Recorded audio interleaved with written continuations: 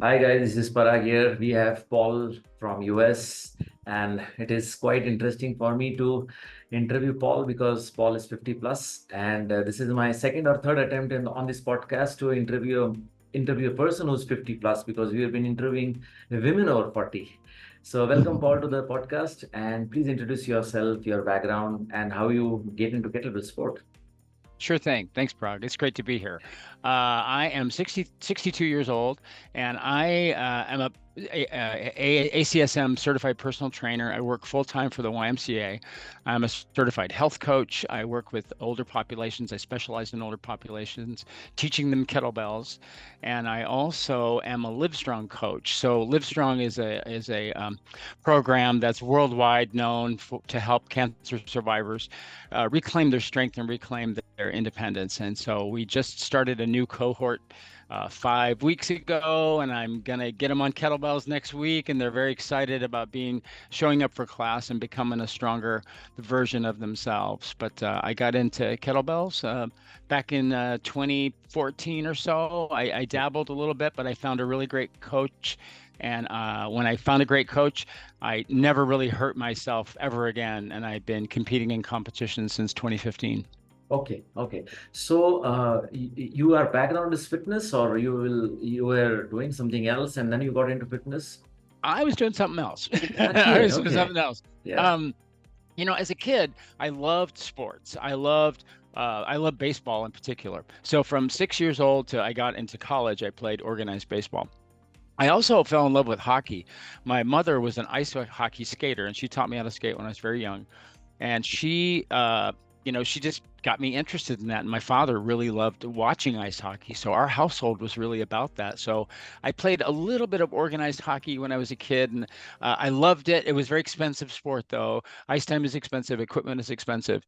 But baseball, it's just all you need is sunshine and a leather mitt and a baseball and a field, and you can go, goof around, much like football, right? Much like football.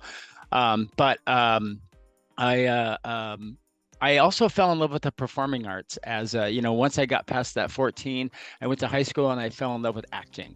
And I will never forget the moment when I was on stage doing a play at my high school, and I thought to myself, without arrogance, I thought to myself, okay, I'm pretty good at this. I'm pretty good at this. And I had that experience as an athlete too. But when I was a kid, I was like, hey, I know what I'm doing, right? But I wasn't holding it above people. I was like, okay, I have a responsibility to be a part of this team and do my absolute best. So that's kind of where it framed me. So I pursued acting until graduate school, until I was 30 years old, up to 30 years old. And I moved here to Seattle, where I live now, and I pursued being a performing arts professional. And I don't know if you know anything about the acting profession, but 90% of the people that say they're an actor are unemployed, and 10% of them are employed. And this is pretty much Okay. a worldwide thing. So I needed to find a day job. So my day job became working for an art institute. I worked in security and operations for an art museum for about 20 years or so. Okay. But also on the side, because I love sports, I had gotten back into ice hockey as an adult, and I fell in love with the sport again. And I was just like so excited about using my body again with a team. Okay. And that really got me going. So I was doing that on the side too. And then fast forward to my late, I think it was my late 30s, my hip really started to bother me. I had arthritis, severe arthritis in my hip. And I Okay. was limping around, and a friend of mine had told me, another hockey player had said, I had this same kind of limp, and there's a surgery for this called the hip resurfacing. So it's not Okay. a total replacement, which many people are encouraged to do as they get older. But I was a good candidate for it because I was active still, and my bone density was fine. And so my Okay. doctor said, hey, this is a perfect surgery for you. So I got that, and Okay. then my life changed Okay. because it gave me my youth back. Okay. I started playing hockey like I was 10 years younger, right? And I just started to enjoy life again. And so I was still doing the acting and then working for this arts organization and doing more hockey coaching. But hockey coaching and coaching in general began to pull me more and more and more until I had an opportunity to go to school. I decided to just leave what I was doing and dedicate myself to becoming a personal trainer. And so I Okay. did that. I did that, Okay. and again, I like have never looked back on that. I have been training people for now professionally for 10 years, and I've been training kettlebell sport athletes for since 2015 as well. Okay. Okay. Okay. Wow, that's a really interesting story and your journey towards getting into the kettlebell training and training people now. And Yeah, like you yeah. mentioned, can you mention something about Live Strong? How do you connected with these guys and you know? So with Liv Strong, when I became an employee at the Y, they had these rallies for Okay. coaches, and they're very inspiring, and they do them for that because it's just like any other job. I mean, it's not just like any other job, but many jobs can become a bit of a grind after a while. Even our kettlebell training, right? It's just like, oh my God, I have to do another one of these sets, and it's like, yeah, you have to. So they have these rallies where they will bring in groups from the same region, but they're doing different things, and they want to know what other health coaches are doing to help people out. And this group from Spokane, which is about 5 hours from Seattle, came here in a van overnight, and they told their story about their Live Strong group in Spokane, and they have a thriving Live Strong program. They had 20 cancer survivors Okay. and they'd already graduated about 3 or 4 groups. It's a 12-week program where cancer survivors get to spend time with a personal trainer 2 times a week. And you and I both know that if you're training twice a week doing purposeful exercise, you're going to make an impact on your health. And that's what Livestrong does. Livestrong takes people from wherever they're at. We have throat cancer survivors, which I am one of those. Breast cancer, prostate cancer, lymphoma. All the major cancers are. We are there to help them. We're there to help them. So when they told their story, this was in 2017. I was so moved. I thought I have to become a coach. So I became a coach, but I didn't have cancer. Well, Okay. at least I didn't know I had cancer until 5 years later. I was diagnosed with cancer, and I thought, okay, this is going to be a battle. And after I, got through my treatment and got my feet back underneath me, my boss at the Y said, "Hey, I understand that you're certified in Livestrong," and I said, "Yeah, I am." She said, "How would you like to get that program going again?" I said, "I can't think of any better way to spend my time right now." Okay. And that's what I've been doing. That's what I've been Okay. doing since Okay. that moment. Okay. Okay. Wow. Yeah. So sorry to hear about that, but yeah, now I guess you're free of cancer. Yeah, yeah. For 453 days, I have been cancer free. Super. This day we're recording this, Okay. and I feel I feel fantastic. I feel fantastic in a way. You know, adversity has a way of throwing things at us during our lives, especially as you get older. I mean, you just get you get more you get exposed to things like that, Yes. and Yes. Yes. I have to say it. I think it made me a better person. Okay. Not that Okay. I went out willing to have this, right? But I tell you, it's made me a better person. And just like my arthritis journey, Yes. which is common, right? Common, and this cancer journey is common too. Far more common than we probably would like it to be. And but going through those circumstances, you learn to lean on others. You learn to lean on those that have gone before you. You learn to lean on the support that others want to provide for you. And I have to say, I have felt that throughout my entire journey, even post cancer. I always get support from my friends, and they're very excited about what I'm doing and how I'm using my experience as a coach and my experience as a cancer survivor to help others. So it's just tremendously meaningful to me to be doing that kind of work right now in my life. Okay. Okay. Great. Great, Paul. So you mentioned you started kettlebell training in 2014, 2015. Hmm. And during that time, I mean, how did your training look when you were actually going through that phase of cancer? Like, was your training intense? Was your training moderate? What kind of training did you do? Did you lift kettlebells? Yeah, I was lifting up until that point. In fact, I was getting my certificates out yesterday. I was just looking at, I've done over 40 kettlebell competitions since I got started. So once I Okay. got hooked in 2015, I was like a goner, right? Okay. Um, but I I would train. I was training for a gym called Crazy Monkey, which is up here in Everett, and I think I was doing biathlon training, or I was doing long cycle training. Okay. And we were, just cruising along, coming out of the pandemic. We're getting back to real life competitions, and that felt really good because we had been doing online competitions for a while. So my training was about 3 days a week, and it wasn't urgent. But my training partner, Patchen Nolke, who has been my training partner and wingman for years, ever since I started at the Kettlebell Club, which is where he and I met.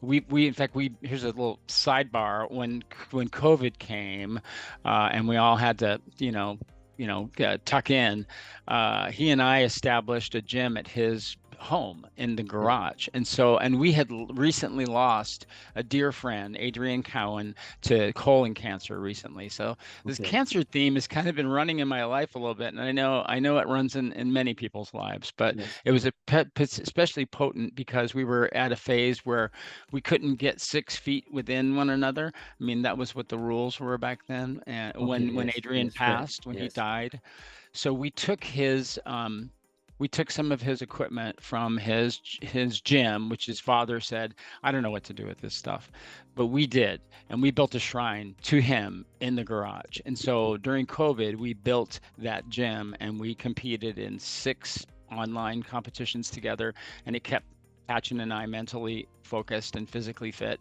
and we had a really great time. So when we came back to person, I would say my kettlebell training was twice a week, but I was still kind of like, meh, I mean, I was Okay. enjoying my training, but it wasn't intense, right? It wasn't Okay. Yes. intense. Yes. Yeah, it wasn't intense. So, but once I was diagnosed, I did not.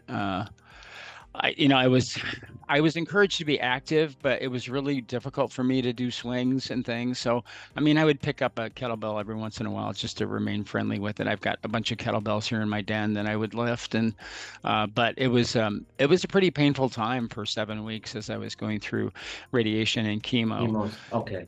Yeah, but Okay. once I came out of that in November uh, of 2023, 2022, I began to train again. And Passion said, "Whenever you're ready, buddy, come to the gym, come to our gym, which we nicknamed the Captain's Corner, because he always wanted to have a little gym in his condo, our friend Adrian. So we named it after him, the Captain's Corner, and we began training. And I said, I can't do a rack position because I still had a feeding tube from my treatment. I had that was the way I got nutrition during my cancer treatment because my throat was really had gone, had taken a lot of damage. Okay. So I had to, kind of feather my training in a little bit, and I could do snatch on one side of my body, but I couldn't do snatch on the other side of my body. So, but we slowly got back to it, and I got that removed, and then I had told Patchen before my treatment was over. I said, "Hey, I heard about this competition, this world's competition. I think you and I should go out for the USA team." So he kept me honest, and that's what we trained for. And we trained to Okay. get onto the stage, and that's ended up being the work that got us to the platform in Hungary last summer. Last year. So Yes. the training ramped up to back to its regular, what you need to do 3 to 4 days a week of lifting the kettlebells and doing some general physical preparation, Yes. and then just get to the platform. And just, it was very hot, you might remember. It was extremely hot there in Hungary, and but it felt like an achievement and a win Yes. to have done the training and showed up and just got to meet these fantastic athletes from all over the world that Yes. love kettlebells and love each other, right? Absolutely. That support each other. Yes. It's a great community, of course. Great. So, Paul, tell me that during these phases, like, see, you have a very good background with the fitness, okay? Sports Hmm. background, fitness, you played Hmm. ice hockey, Hmm. and then you got stuck up with this, cancer thing for a while. Hmm. How did you keep yourself motivated? Do you had any Mm. coach? Mm. What did you do? Did you hear something? Did you had Yeah. podcast? Like, what did you do to keep yourself motivated? Because it was also in a little later years of your age, Yeah. right? Yeah. So, Yeah. what was Yeah. the therapy?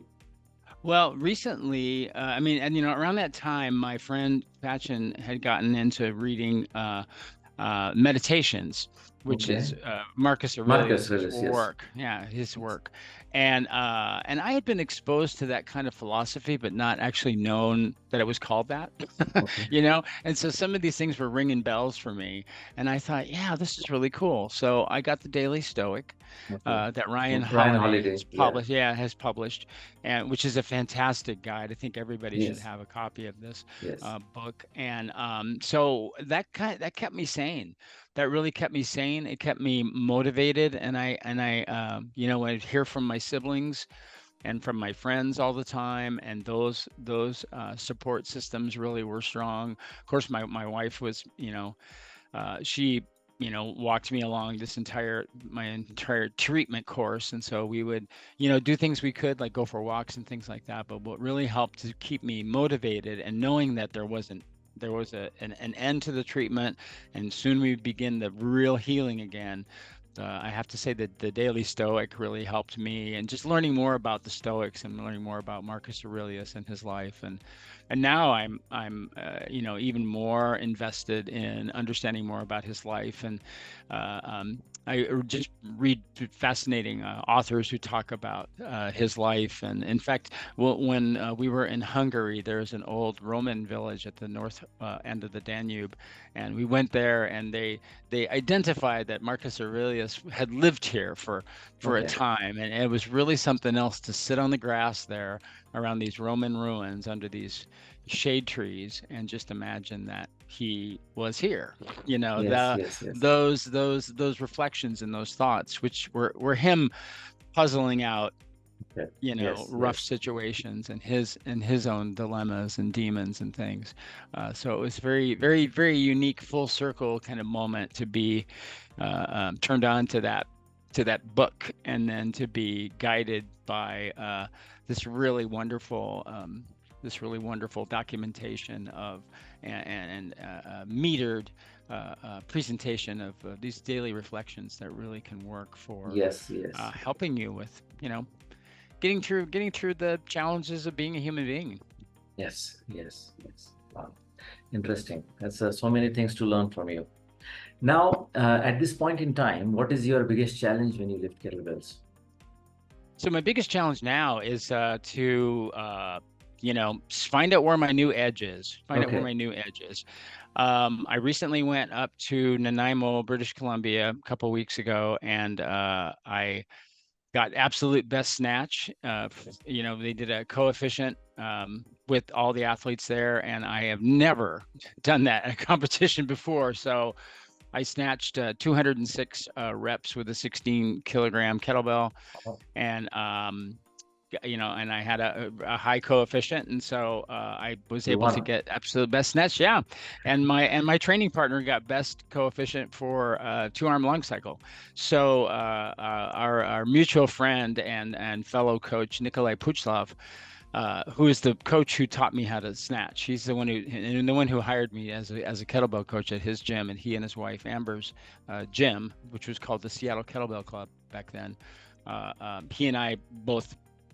Nikolai had been up at the tournament, and he brought those back home so we could claim our prizes. Yeah. But it was a real achievement. So now it's really about getting prepared for the world stage. But I really want to take another stab at a Master of Sport with a 24 kettlebell, a 24 kilo kettlebell. So that's what I'm training for right now, Super. is to lift at K2, which is our friend Seiko's gym up in Everett. K2, it's a boxing gym and a kettlebell Yes. gym, and that'll be on May 18th. And Dennis Vasiliev will be up there, my good friend, and Yes.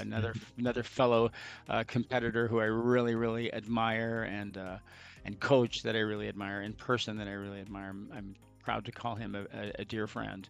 Okay. So he'll be up there. So just the biggest challenge is just knowing that the support is going to be there. And I was talking to Patchen the other day. I was having a little, moment in our gym there, and he said, "What's on your mind?" And I said, "I just don't. Should I be doing this? Should I?" I was having the doubt that can play with us as we. It's like, am I biting off more than I can chew? And he said that we can focus on what we can focus on, right? What we can control. And your results you can't control, right? The outcome Yes. you can't control, but the training you can. So you can become prepared, and that's what you've been doing. So just Wow. keep doing it, and then Yes. the the numbers are going to be there, whatever, right? Yes. Yes. It's like Yes. we have this idea of what we want, which is good. It's good to have a goal, but you do have to let go, which can be really challenging. Just again, as a human being, to let go of what the results may Yes. be, Yes. and just dedicate yourself to training. And right now, the way I see it is, I am a 60 plus kettlebell athlete who is looking to, and cancer survivor who is just looking to be the best possible version of himself as he can be. Yes. And in my mind, pursuing this is one of those things. Great. Great. Wishing you good luck for that. Thank you. Thank you. Great. Um, any negative experience about kettlebell training since you started? Mm. I would say not really. I think I'll say this though. Personally, I think I run into unrealistic expectations that I can put on myself, right? And I've seen that in other athletes too, and I've seen that in other coaches put unrealistic expectations on their athletes, and I think we can get carried away with that, right? We can get carried away where the health benefits are being compromised by that relationship. So you can do it to yourself, or another coach can be doing it to another athlete. And I think that is something that we all need to be mindful of as health professionals, right? Do no harm, right? This is what the Hippocratic Oath is, to do no harm to people. So, I mean, I see that as a responsibility as a coach. And sometimes I have challenges with myself, of just kind of being a little too hard on myself and things. So it's helpful to be able to have friends and coaches so that you can reflect um, what they see in you, and you can have a dialogue to begin to understand what's going on, and maybe choose a different path that you were going on. Maybe you're lifting too heavy right now, maybe you're trying to snatch too fast, or you're trying to do a long cycle too fast, or you're deadlifting too much, or you're not doing enough with your mobility training. But you got to look at all those components and say, how are these serving my health, right? So in terms of it being a negative, I think you could probably see that and say that about any other sport. But being mindful of the athlete, the person should be at the center of all this training, and that including yourself, right? Am I doing the right things for myself? And I have to say, it's crucial to have a partner and a support system, whether it's a coach, or fellow athlete, or both, or combination of both, to share your experiences with, and be able to, because it can get really dark on the platform when you're doing a 10-minute set, Set. and you get Yes. to about minute 6 and 7, and we have what was told to me was the shadow of the valley of death, where you just begin to question lots of things about your life. You begin to say, did I actually sign up for this? Did I actually sign up for this? And then when you realize you did, it's like you have a choice, right? You can Yes. either put the bell down, or you can continue. And I feel fortunate that I've you know I pretty much always make the set. I pretty much always make the set, and so I'd make that my goal. My goal. That's nice. Wow. Now, since you started kettlebell training, have your nutrition changed? Mm, If it is changed, how it has changed? mm, Are you vegetarian, non-vegetarian, and do you take supplements? So hmm if you can just throw a highlight on the Yeah. complete nutrition part. Yeah. My nutrition really changed when I decided to become a health professional. And actually, it came after my surgery, after my hip surgery. Again, I said I felt like I got a new lease on life, right? So I became a full vegetarian at that point. Okay. I asked my wife at the time, I said, I feel so good. Do you want to try doing this, plant-based only, no animal products at all? You want to try it? It's a 30-day challenge, right? It's a 30-day challenge. So she said, yeah. So, we did it together. Okay. And after the third day, my energy went through the roof. And I was like, wow, I am in for good. Okay. I'm convinced. I don't have to hear any more stories. I don't have to read any more studies. I can feel this. I can feel this in my body. So, so I began, staying away from animal products back in 2013, and I've never looked back. So, um, from then to now, um, I still wasn't satisfied with my body composition, and I still thought I could make changes that would positively impact my performance on the platform and continue to help me with, I'm an aging athlete, and Mhm. I've got a 40-hour-a-week job working with the YMCA. I've got my kettlebell athletic game to keep up, and I've got my hockey playing to keep up, and I've got other parts of my life where I love to go see shows and just enjoy life and travel. And so I, I began to look into eating more less processed foods because I think I became what's known as a junk food vegan, because my weight kind of stayed the same Okay. and my body composition changed a little bit, but I felt like, when I was taking a look at it, and I can look back on it now and see that, well, plainly I was a junk food vegan, right? Because I'm like, hey, French fries are vegan, Oreos are vegan, Yeah. and those are not. There's pretty much no vitamins and minerals in an Oreo, and I'm sure that's not late breaking news for anybody. So I began to do more of a plant-based uh, um, Nutrition. lifestyle. Okay. Yeah, and I during the pandemic, I got a certification from E. Cornell, where T. Colin Campbell was a instructor there, and his son, who's a medical doctor, went to school there, and they offered a program called plant-based nutrition, and it's a certificate program. So I'm not a nutritionist or a dietitian, but I learned a lot about plant-based nutrition, and it really gave me confidence to try it, and experiment with it. And I have to say that continued that energy boost that I got when I first stopped eating animal products. Um, I got that back. I got that back. And so since then, that's what I've been focusing on. Through my cancer treatment, my nutritionist was really concerned about calories, just making sure I had Okay. enough calories to stay, because I lost a lot of weight. I lost 16 kilos Okay. in about 10 weeks. So Okay. yeah, Wow. it was pretty dramatic. It was pretty dramatic. Um, so I was reinvigorated to be mindful about making sure I'm getting the appropriate nutrition. So I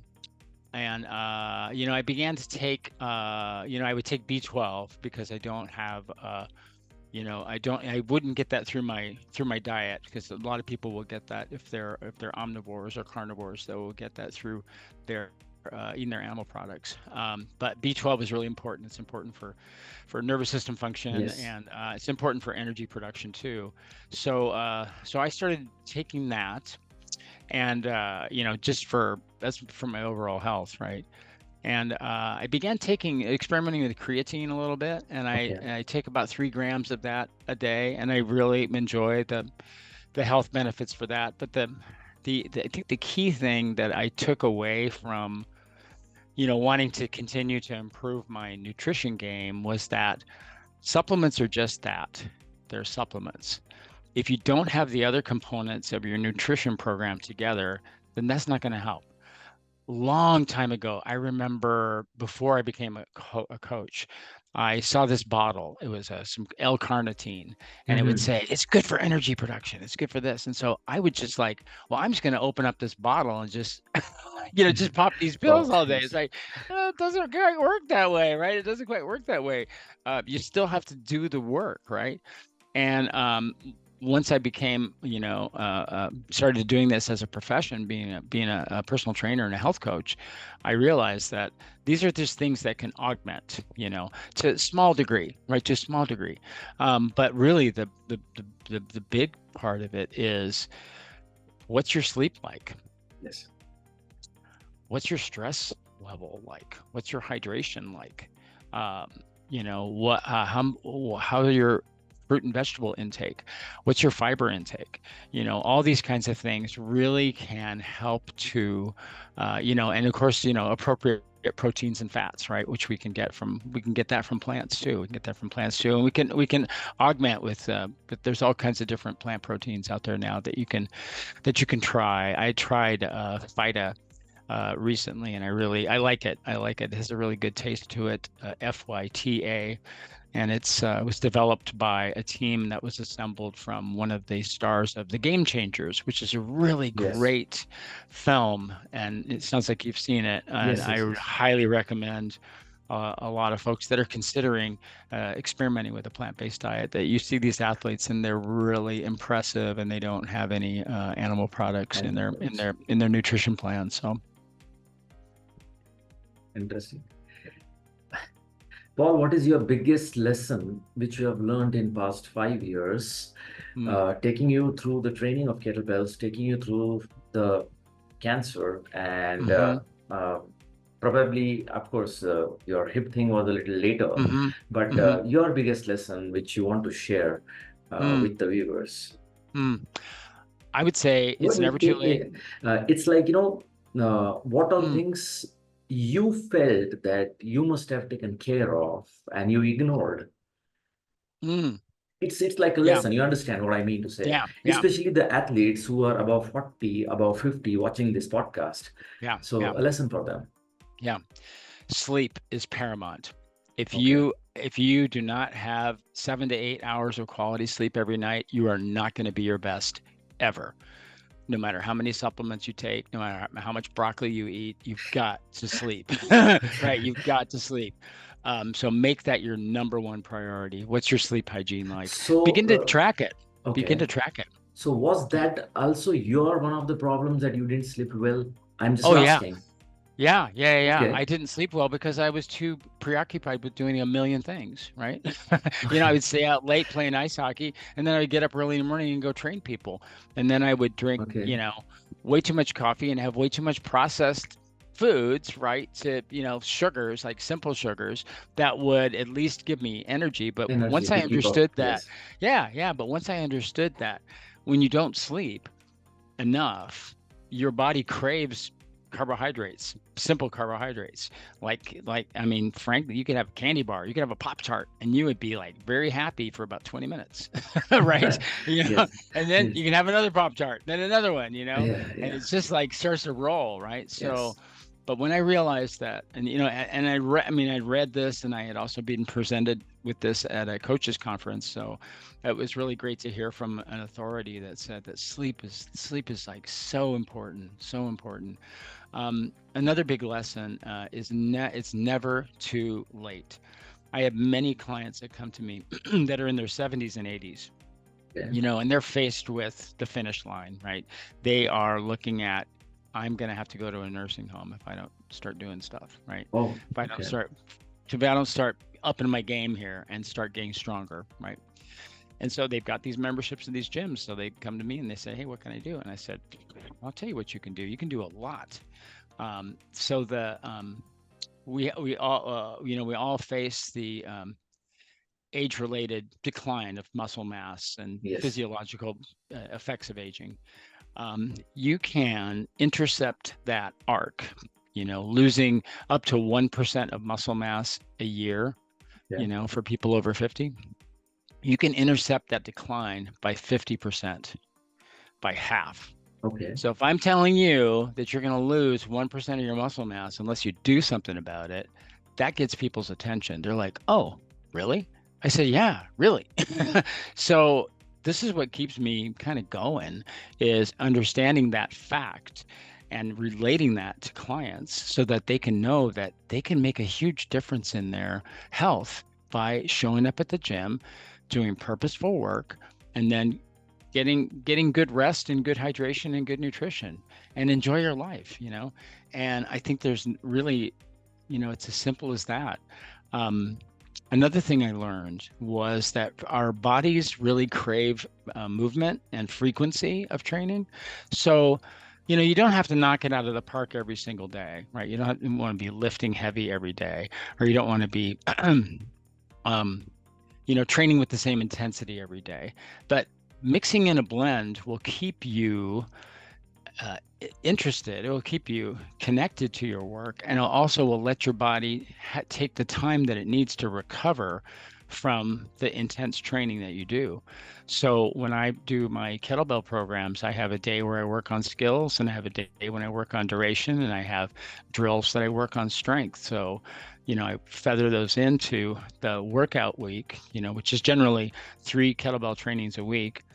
And then general physical preparation is 3 to 4 times a week, which will Okay. include mobility work. And mobility work is probably the biggest thing for people over 50 to address, is what's your mobility plan? Like, how many times are you stretching? And our bodies respond really well to that kind of frequency. So doing that 6 times a week, you That can't go is wrong. very You really important. can't go wrong. Shoulders, hips in particular. I'm really struggling with that personally.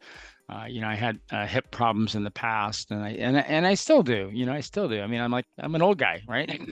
I'm an old guy, and I played 2 hockey games yesterday, right? And I'm going to go play another one this afternoon. You know, so I'm like under the physical stress. I'm still enjoying myself, but if I don't do my stretching, I'm not going to be at my best, you know, for our game today. So, and you know, that goes for any time. So I've really developed a new respect for having a warm-up routine, getting into the gym every day, and go there, especially if you don't want to. You know, our feelings have nothing to do with anything, really. You know, there's just things we have to deal with. Yes. So when people talk about, I just don't have no motivation, I said, no, it's not that. It's like you just don't have the discipline. You don't have the discipline to walk in through the door, right? Or to ask for help, which is what I did when I first got into kettlebells. I said, Nikolai, I need some help. I pick up these kettlebells and I keep hurting myself. And he taught me how to swing a kettlebell without hurting myself. And he taught me how to snatch, and he's the reason that I can snatch as well as I can, because he showed me that skill that I needed to get there. So yeah, sleep, frequency, mobility training, keep it interesting, and show up for yourself. Right, show up for yourself every day. Yeah, pretty much every day. One day better. That's my Only shirt. I better. know it's backwards. I know it's backwards, but one day better is a kind of a mantra of mine. It's one day better. Nice, nice. Thank you very much, Paul, for a lot of information. And it was I mean, it was beyond my expectation that whatever information and whatever experience you have shared here, it's going to be amazing when the people are going to watch, especially Mm. the athletes over 50, they are going to really enjoy. I'm so glad. You know, Now don't you give have up. yeah, and now you have one more thing to motivate them to tell me your best records in kettlebells. All right. My best records in kettlebells. Suited. So I went and looked, and I did 80 long cycles, 16 kilogram at the Vancouver OKC International Open in 2018. Double Uh, 16? yeah, 16s, 80 long cycle. My best snatch is 234 at the Pro-Am, Seattle Kettlebell Club Pro-Am in 2017. Okay. In 2020, my best snatch with a 20 kilogram kettlebell is 211. And at that time, it was the best snatch performance in my weight class, at that weight class in North America. And my friend Patchen said, "Hey, you Incredible. should look this up. You should look this up." And I did, and I was like, "Yeah, you know what? You're right." So I submitted my numbers to Brittany, who was at the time she was Van Trevendyke. She was keeping Yeah, track yeah. of these Okay. records, and but I and my best is 166 Okay. repetitions in 2019 and that was at Crazy Monkey, also known as K2 gym Okay. right now. Okay. So, and that's what I'll be attempting to top 166. So that's what I'm training hard for now. Wow. Congratulations. Thank you very much. Thank you. Thank you.